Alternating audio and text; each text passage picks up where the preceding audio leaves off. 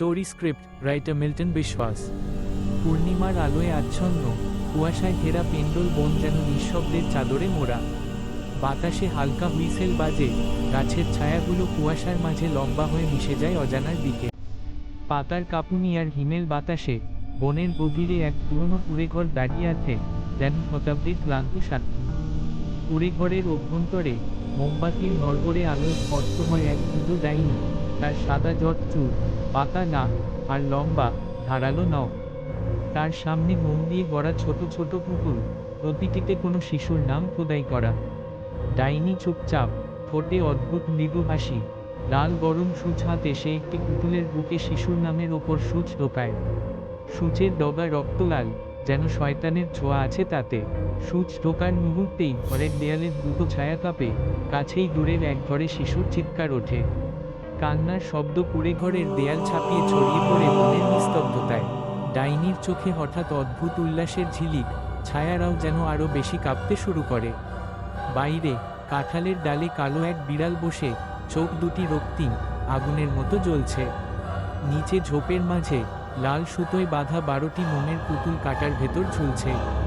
মোম গলে গলে পড়ে যাচ্ছে, সূর্যের আলো ছোঁয়নি বহুদিন। লাল সুতোয় গাঁথা ছায়াগুলো একে একে মিলে যায় অন্ধকারে, আর বিড়ালের চোখে প্রতিফলিত হয় ডাইনির কাজের ভয়াবহতা। পেন্ডল গ্রামের শিশুরা ঘুম থেকে উঠে দেখে তাদের শরীরে পোড়া দাগ, রক্তিম, মাংসে জ্বলন্ত ছাপ। বাতাসে ভেসে আসে অস্পষ্ট ফিসফাস, যেন অদৃশ্য কোনো কণ্ঠমন্ত্র পড়ছে, ডেম ডাই, ডেম ডাই। শিশুদের কান্না আর ফিসফাস একাকার হয়ে যায়, গ্রাম জুড়ে ছড়িয়ে পড়ে আতঙ্ক। ভয় কাঁপতে কাঁপতে গ্রামবাসী ছুটে আসে কুঁড়েঘরের দিকে। দরজা খুলতেই দেখা যায় সেই 12টি মোমের পুতুল, এবার তারা বিরাট শক্ত, মুখগুলো বিকৃত।